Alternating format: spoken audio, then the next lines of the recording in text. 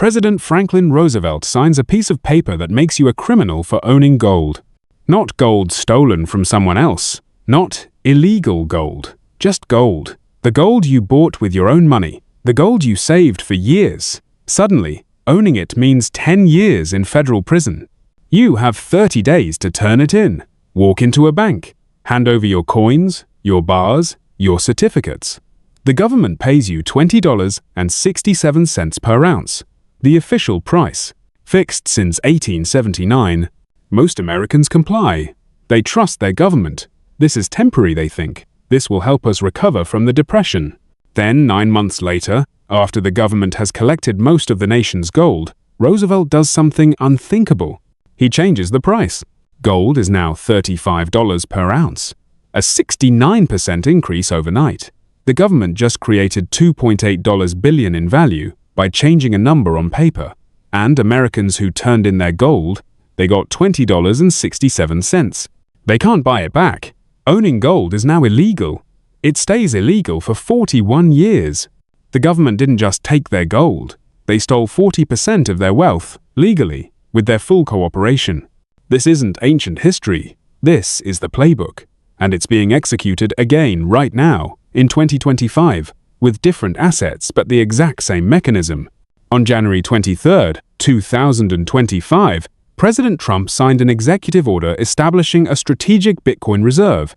Read the language carefully. Strategic asset, national security, Treasury authority to acquire. This is not about crypto innovation. This is not about American leadership. This is the legal framework for confiscation. And this time, they're not just coming for your gold, they're coming for your Bitcoin, your crypto, every hard asset you own outside their control. Let me show you exactly how they'll do it, why the timeline is 2025 to 2027, and what you must do before it's too late. Because once they execute, once they confiscate and revalue, you cannot undo it. You'll either be positioned to survive, or you'll lose everything. First, understand what actually happened in 1933, because the details reveal the playbook. America is drowning in debt from World War I. Unemployment hits 25%. Banks are failing by the thousands. People are pulling deposits and demanding gold, not paper dollars, because they don't trust the paper will hold value. This creates a crisis. Under the gold standard, the Federal Reserve can't print money without gold to back it. The money supply is contracting. Deflation is destroying the economy. Roosevelt needs to break the link between dollars and gold so he can print. But he can't just abandon gold outright. That would cause panic. So he does something clever. He confiscates the gold first. Executive Order 6102 requires all persons to deliver gold coin, gold bullion, and gold certificates to a Federal Reserve Bank by May 1, 1933. Limited exceptions. You can keep 5 ounces. Jewelers can keep gold for their trade. But ordinary Americans holding gold as savings, turn it in or face $10,000 fine. That's $230,000 in today's money, and 10 years in prison. The government isn't playing around. They want the gold. They get it. Most Americans comply. The penalties are too severe, and honestly, they trust their government. This is temporary, they believe, an emergency measure. Then, in January 1934, 9 months after collection, Roosevelt signs the Gold Reserve Act. The act makes the Federal Reserve's gold property of the Treasury. Then it revalues gold from $20.67 to $35 per ounce. Here's what this accomplishes. The Treasury owns 195 million ounces of gold. At $20.67, that's worth $4 billion. At $35, it's worth $6.8 billion. The government created $2.8 billion out of thin air. In 1934, that's 43% of the entire federal budget. But the real magic is what happens to the debt. The dollar just lost 40% of its value relative to gold. Government debt is denominated in dollars. Those dollars are now worth 40% less. The government effectively erased 40% of its debt burden through confiscation and revaluation. And Americans who trusted their government and turned in their gold, they received $20.67 per ounce. Gold is now $35, but they can't buy it back. Owning gold is illegal until 1974. For 41 years, they watched the government sit on the world's largest gold reserve. while their purchasing power evaporates. By 1940, anyone who turned in gold and held dollars lost 60% or more of their wealth. This wasn't an accident. This wasn't a side effect. This was the plan. Confiscate, revalue, erase the debt, transfer wealth from citizens to government. It worked perfectly, and it's about to happen again. The United States government owes $37 trillion. Debt to GDP is 132%. In 1933, it was 40%, and they confiscated gold. Today, it's more than 3 times higher. Annual interest on the debt is $1.2 trillion, more than defense, more than Medicare. If rates stay at 5%, interest payments hit $1.8 trillion by 2027. You cannot tax your way out. Even if you taxed 100% of GDP, you couldn't pay the debt. You cannot grow your way out. The debt grows faster than the economy. You cannot cut spending enough. Interest alone consumes 6% of GDP. There's only one option, the same option Roosevelt used: confiscation and revaluation. But this time, they're not just coming for gold. January 23, 2025, Trump signs the executive order establishing a strategic Bitcoin reserve. Read the language. It's almost identical to Executive Order 6102. Bitcoin is a strategic asset vital to national security. Treasury has authority to acquire and hold Bitcoin. Federal agencies will develop digital asset management policies. The reserve is essential to American financial leadership. Now compare that to 1933. Gold was a strategic asset vital to economic stability. Treasury had authority to acquire and hold gold. Americans must deliver gold to Federal Reserve banks. Confiscation was essential to financial recovery. Strategic asset, national security, Treasury authority to acquire. This is not coincidence. This is the same playbook updated for digital assets. Here's exactly how it will unfold. Phase 1 is legal framework. That's done. The executive order is signed. Bitcoin is now officially a national security asset. When something is a national security asset, the government can do almost anything to acquire it. Emergency powers. The legal barriers fall away. Phase 2 is voluntary acquisition. The government starts accumulating Bitcoin quietly, not through market purchases that would spike the price. They seize Bitcoin from criminal enterprises. They already hold over 200,000 Bitcoin from Silk Road and other cases. They accept Bitcoin for tax payments and fines. They use government energy infrastructure to mine Bitcoin at near zero cost. And critically, they build the tracking infrastructure. This is where it gets different from 1933. In 1933, gold was physical. You could hide it. You could lie about how much you had. Bitcoin exists on a public blockchain. Every transaction is recorded, and every American who bought Bitcoin through an exchange is in a database. Coinbase has your information. Kraken has your information. Every exchange that required identity verification reported your holdings to the IRS. They don't have to search door to door like 1933. They have a database.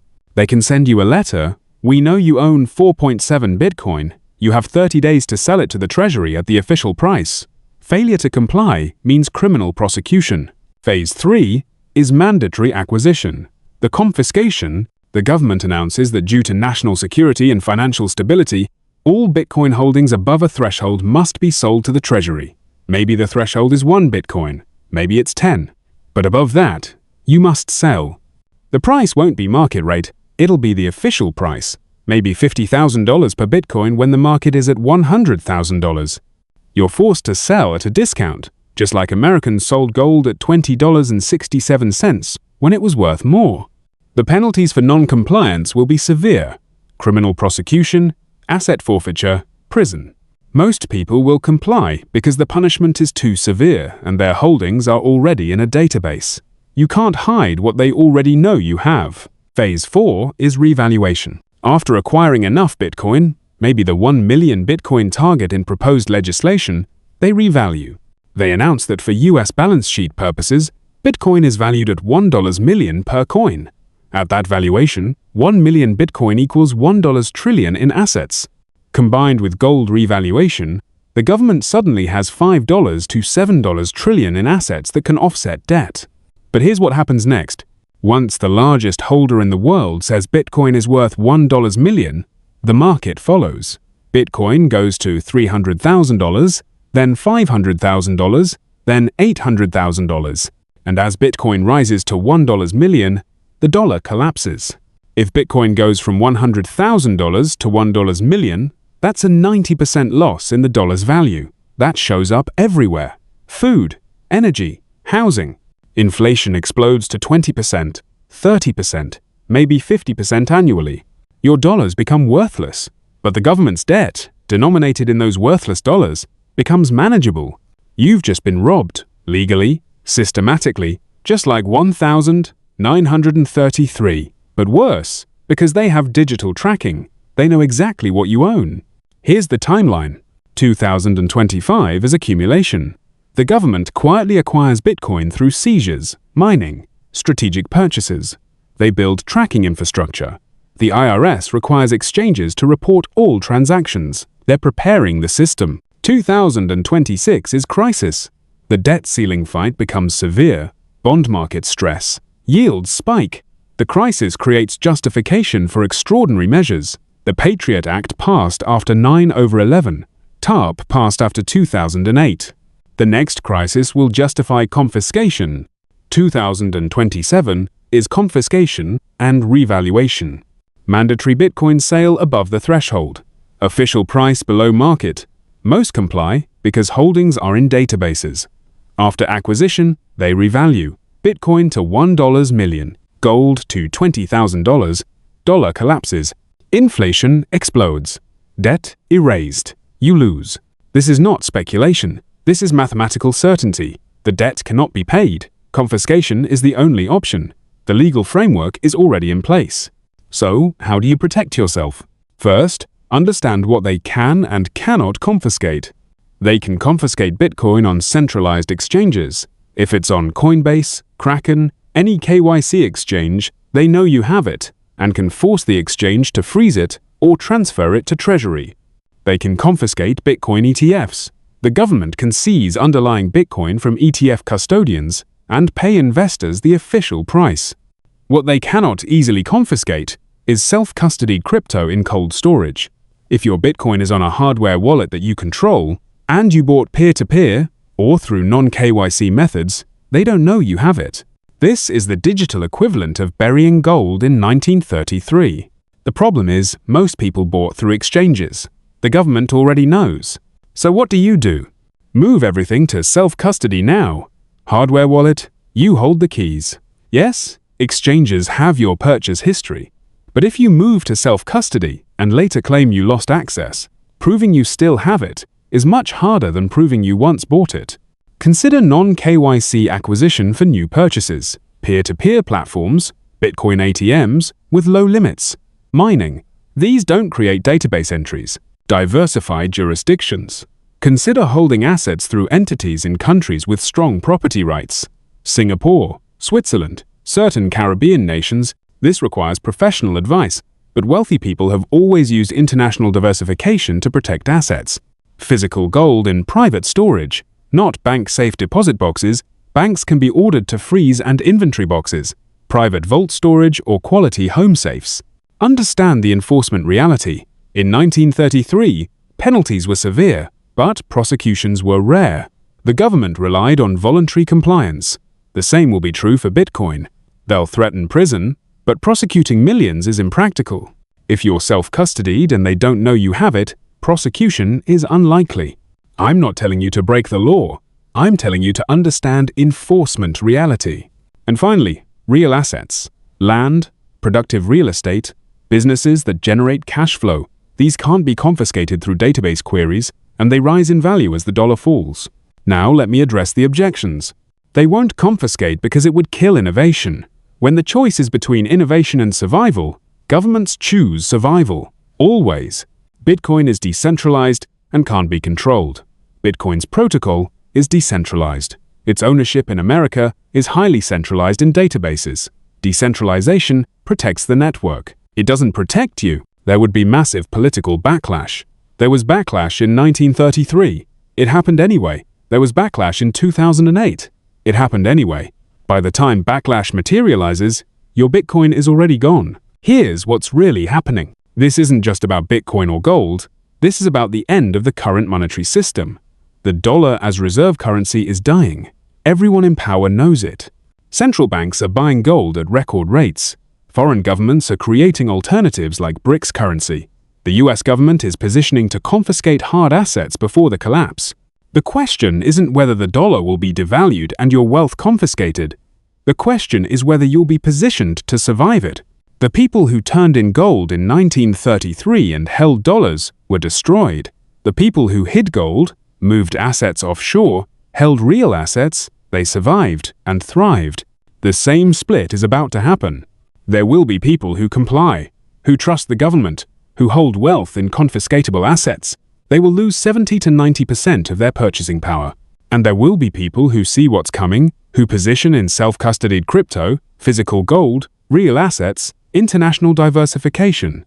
They will preserve wealth and buy assets at depression prices when everyone else is broke.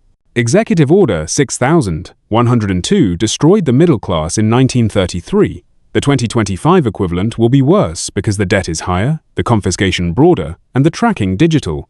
They know what you own. They're coming for it. The executive order is signed. The legal framework is in place. The database exists. The timeline is 2025 to 2027. You have months, maybe a year, not more. Once the confiscation order comes, it's too late. Your assets are frozen. Your options are gone. You comply or face prison. Move to self-custody now. Diversify jurisdictions. Acquire assets they can't track. Build positions in real assets and prepare psychologically. Because when confiscation hits, when revaluation happens, when inflation explodes and the dollar dies, most people will panic. They'll make bad decisions. They'll lose everything. But if you've prepared, if you've positioned correctly, you'll survive. You'll preserve wealth, and you'll build on the other side while everyone else starts from zero. The pattern from 1933 is repeating in 2025. Your wealth is either protected or it's gone. The choice is yours. Make it now.